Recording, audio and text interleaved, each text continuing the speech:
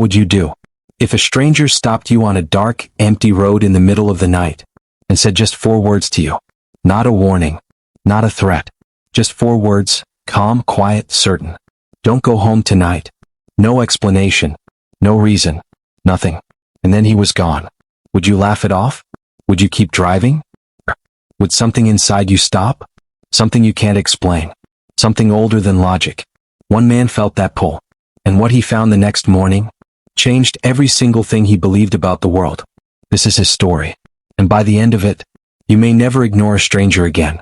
Setup. His name was Daniel. Late November, 1987. He was driving back from a long week of work in Phoenix, tired, hollow, running on nothing but habit and the hum of the highway. The kind of tired where your eyes are open, but your mind is already somewhere else. The desert stretched out on both sides of that road like something that had been waiting there forever. No lights, no cars, no sound except the wind. Sand moving across the asphalt like it was trying to tell him something. Daniel had made this drive hundreds of times. He knew every curve, every mile marker, every shadow. But that night, something was different. He noticed the figure about 200 yards ahead, just standing there, so, on the shoulder of the road. At first, Daniel thought it was a hitchhiker. He'd seen plenty of those on this stretch. But hitchhikers wave. Hitchhikers reach out. They want something from you. This man didn't want anything. He just stood there, watching. And as Daniel's headlights swept across the figure, he felt something in his chest he hadn't felt in years. Not fear exactly. Something quieter than fear. Something that made his hands tighten on the wheel. He slowed down anyway, because something in him had to. He rolled down the window. The night air hit him, cold, dry, sharp. "Are you okay?" Daniel asked. Nothing. The man didn't move, didn't blink, just looked at him with eyes that seemed older than his face. And then he spoke, slowly, deliberately, like every word had weight. "Don't go home tonight." Daniel blinked. "What?" he said. "What do you mean? What's going on?" But the man didn't answer. He simply turned and walked into the darkness. No sound, no footsteps, just gone, like he had never been there at all. Daniel sat there, engine idling, staring into the black desert. His mind immediately started building excuses. Drunk guy, lost hiker, some local pulling a prank. He almost convinced himself. He almost kept driving. But those 4 words wouldn't leave him. They sat in his chest like a stone. Don't go home tonight. He drove past his exit. He doesn't know why. He still can't explain it. His hands just didn't turn. He kept going until he saw a flickering neon sign in the distance. A motel, the kind that looked like it hadn't been renovated since 1962. He pulled in. Paid cash. Room 7. The mattress was thin, the heater rattled, and the curtains didn't quite close all the way. He lay there in the half-dark, staring at the ceiling, heart still going, wondering what he was doing, wondering if he'd lost his mind. He almost got up and left 3 times. 3 times he reached for his keys. 3 times something made him stop. Build up. Around midnight he stopped fighting it. He turned on the small television bolted to the dresser across the room. Static. Then a late-night talk show. Then a commercial for car insurance. He muted it. Closed his eyes. Maybe he slept for an hour. Maybe less. At 2:14 in the morning, he remembers the time exactly, the room filled with the sound of sirens. Distant, but clear. He went to the window. He could see a faint orange glow somewhere toward the south. Like sunrise in the wrong direction. At the wrong time. He stood there watching that glow pulse against the sky. He turned the TV back on. Flipped to the local news. And there it was. A devastating house fire broke out late tonight on Desert View Lane. The structure is completely destroyed. Fire officials believe the cause may have been an electrical fault in the walls. The owner of the home is unaccounted for. Daniel's body went cold. Not just cold. Empty. Like someone had reached inside him and removed something. Because he recognized that street.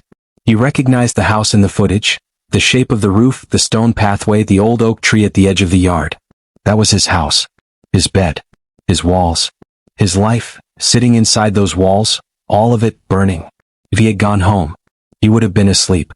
In that bed. In that room. In that fire. He sat on the edge of the motel mattress for a very long time. Not moving. Not crying.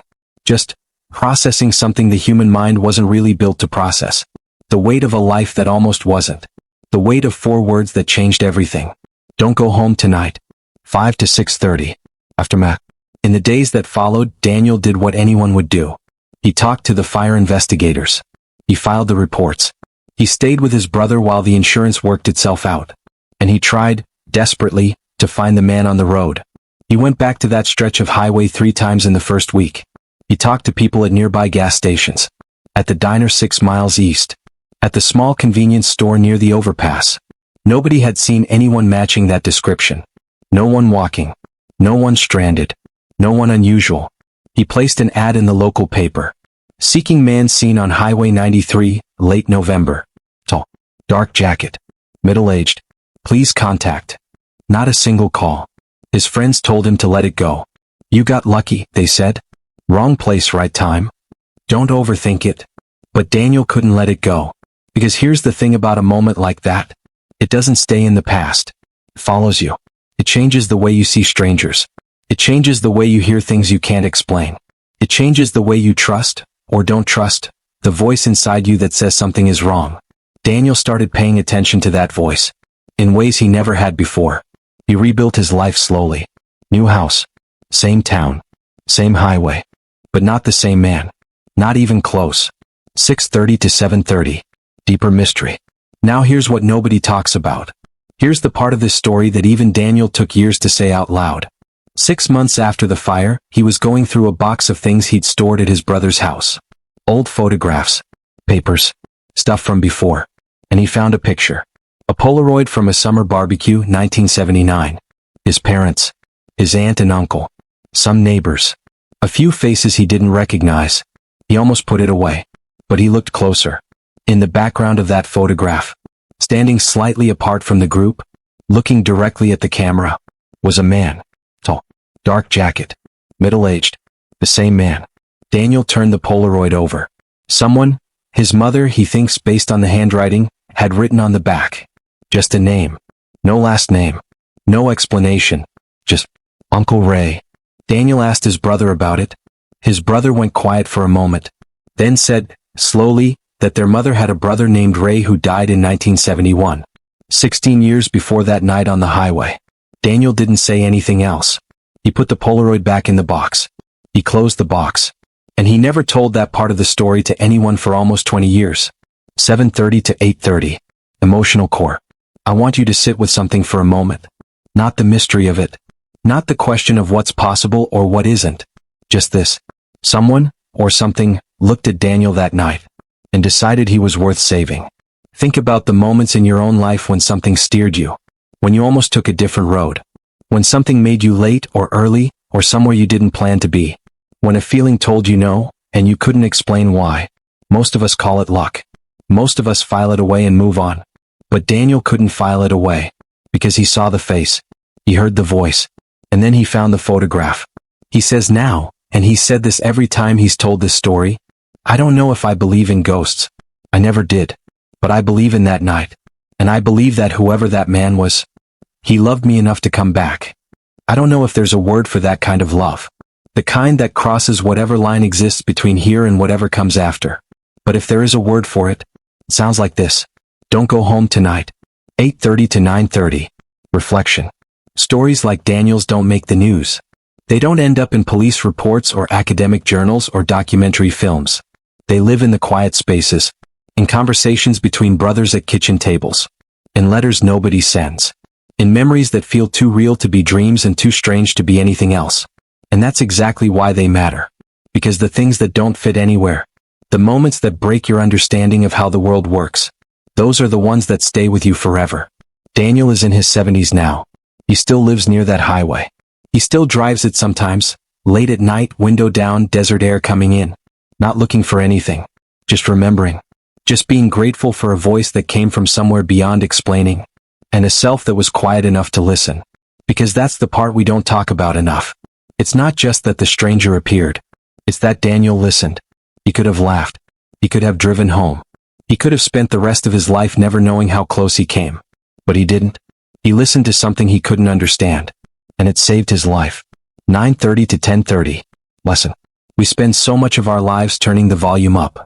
Music, notifications, noise, distraction, the endless scroll, the constant input. We are never, almost never, truly quiet. And I wonder sometimes, how many warnings we miss. How many moments pass us by because we were too busy, too rational, too afraid of looking foolish, to just stop, to listen. Not every voice in the dark is a warning. Not every strange feeling means something. But some of them do. And the ones that do, the real ones, they don't shout. They don't repeat themselves. They don't explain. They just say what needs to be said, quietly, clearly once, and then they leave it to you. The question was never, who was that man? The question was always, will you listen? Daniel did. And he's alive to tell the story. 10:30 to 11:30. Mystery close. Nobody ever identified the man on the road. The fire investigators ruled the cause as an electrical fault. Old wiring, dry desert air, a spark that found its moment. The insurance paid out. The house was eventually replaced. Life moved forward the way life always does. But that Polaroid, Daniel still has it. It sits in a small wooden box on a shelf in his study. He doesn't look at it often, but he knows it's there. And some nights, he'll tell you this himself. When the wind comes in from the desert and the house gets quiet, he feels it. Not a presence exactly. Not a ghost.